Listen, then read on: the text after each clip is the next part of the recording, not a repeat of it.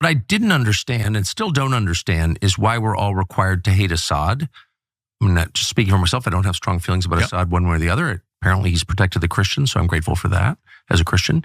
But why am I required to hate Assad? Tulsi Gabbard went and met with Assad.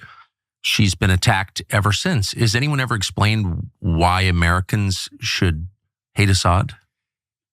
Because every regime change operation we ever do, we have to make sure that the opponent is the worst villain since Hitler or Hitler reincarnate. Some ophthalmologist from London is a bloodthirsty dictator. I didn't really. We have. Who has 500,000 dead Syrians' blood on his hands. That's why. That's why maybe you don't have to hate him. Hey, you might even like that. If you're Tucker Carlson, you probably think 500,000 dead, that's cool. That's my kind of guy. But if you're like a normal person that, like doesn't pine away for being slapped on the butt by Donald Trump, like then you're probably looking at 500,000 dead Syrians in the civil war and going, that's bad. That's not a good thing.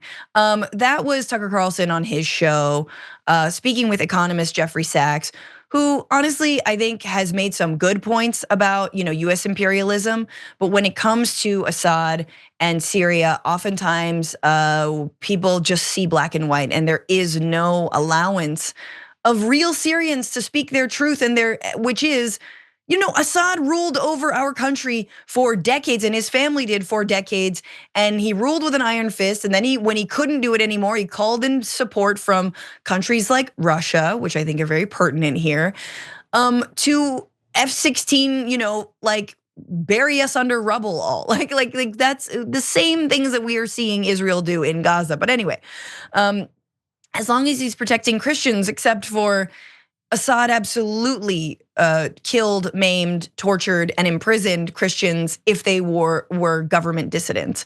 So, but no, he's just an ophthalmologist. He's just an ophthalmologist from London. Could he be so bad? Obviously, RT, which is Russia Today, shared that clip of the Carlson interview. Tucker being featured on Russian state TV. This is media reporting.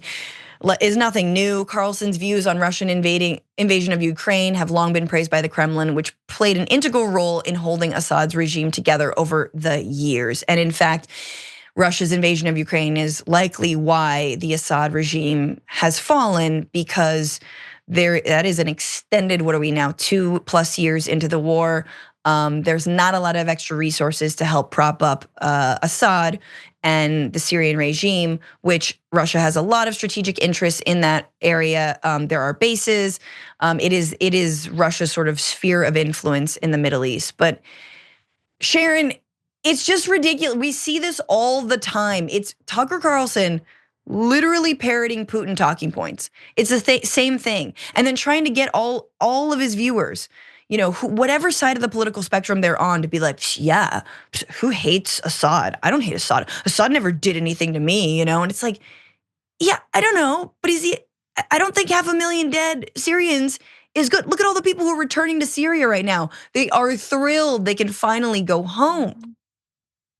He doesn't care because, he's still got his home and his family and his pets and lots of money. Why would he do this? For the money, okay? Yeah. This is the kind of callous, lacking integrity, lacking any kind of moral authority person that he is.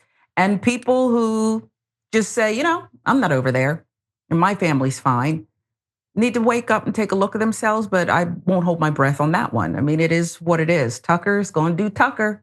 He's gonna keep tucking away. Yeah, exactly. Meanwhile, we should be more afraid of the non-real pet-eating Haitian migrants. And ban the books. And the books, then it's just like, and again, and this is, I think with Syria, it just gets so polarized and so ridiculous. And it's like, no, we have to really lift up human rights.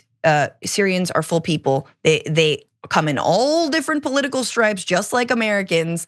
And you cannot say that like, well, strategically, this is a win for the US and I hate US imperialism. No. We have to understand Assad was awful, and good on the people who were able to finally oust him. We will see what happens next. No one's saying it's going to be coming up roses, but no one should also be mourning the death of Assad.